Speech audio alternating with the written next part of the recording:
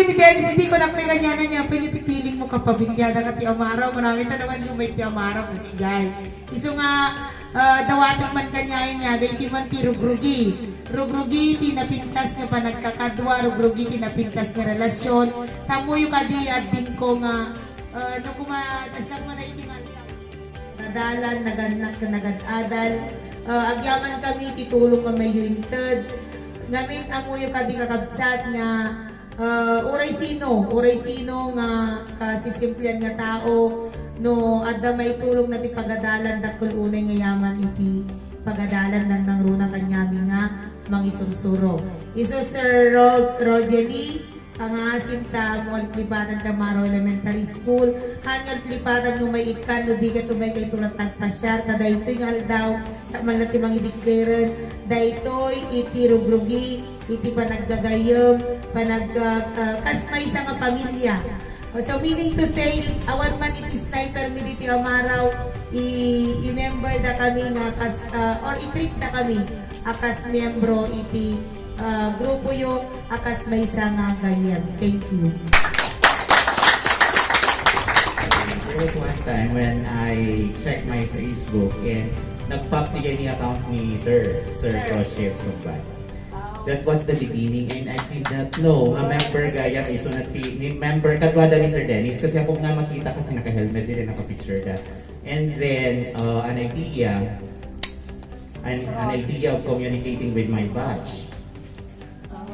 Yes, he is an alumni of this. Together with the brother of Ma'am Donna F.M. Shada na kami tagbabatch. Sir Sumbad, through Sir Sumbad, nag-message sa kanya na and then sabi niya, I will tell to the group. Tapos, the following day, ganun kabilis ang pag-responde ng grupong ito. The following day, man ni Sir Dennis. Yes, Sir Dennis, so dayan. Tapos nagko-communicate kami lahat tapos in sublida ti quarantine. Kaya medyo na delay. Dapat kuma-August ito, di ba, sir? Okay, so special thanks also to Sir Rochelle Sumbad because of his willingness to serve and of course to be a servant dito sa school. Kaya lang hindi niya dinala yung mga anak niya dito. Kasi kung dinala niya dito, naging writer sana sila. Yeah. Again, thank you very much, sir. At this time, we hear also a message coming from Sir Rogelio Angeles, the advisor. Tayo, siyaman naman pampay di ma'am, di panagtanggap nga nyami, di buong Timilo Pasor. Ikamanday di ma'am, di grupo mga lingko national, the Luzon, Visayas, Mindanao, aming province at Davao sa Nayan. Doon natin ma'am, ni Sir Dante pa talaga di nangyayasido na Sir Dennis sa nangyayasido di grupo mga dito. About dito yung eskwela. Dahil kabutan na ito pandemic ma'am, kung sa ating masina ma'am, di na itulong tapa. Promise mo nga na Sir Dennis, so hindi niya man may tulong nito sa eskwela. Subli kami dito ma'am sa ito.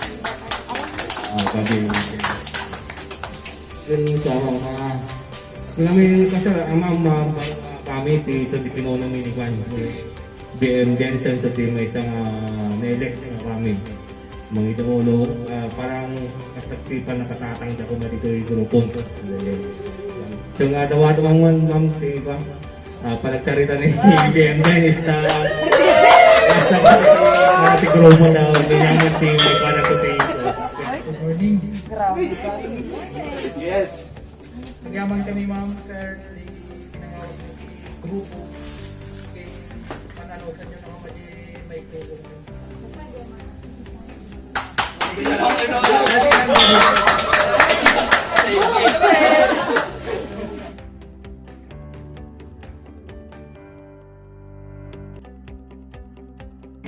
First of all, I would like to say thank you to the organizers of this Club 150 Yamaha Sniper Ilocos Sur Chapter, headed by Sir Rogelio Angeles as their advisor, and also to Sir Danis, Sir Dan, and Sir Rogelio, and all the members who are present right now to give help to the needs of the Amaro Elementary School. We are very thankful because they are here right now in Amaro Elementary School to give help. For example, they give ink, coupon bands, and other supplies for the benefits of the learners. And one thing more, they also extend their effort in giving bayanihan by cleaning the surroundings of the school. And we are very lucky that they choose Amaro Elementary School as one of their benefactors, wherein we know that from the bottom of their hearts, they give their help with all their heart. On behalf of the Amaro Elementary School, the teaching staff, parents, and all the stakeholders, we know that this is the beginning of partnership. Partnership in the sense that there may be other times that they will come again here. This is only the beginning, and we know that the group Club 150 Yamay Sniper Ilocos Sur chapter is very much willing to come back again to extend their help for the Amaro Elementary School learners.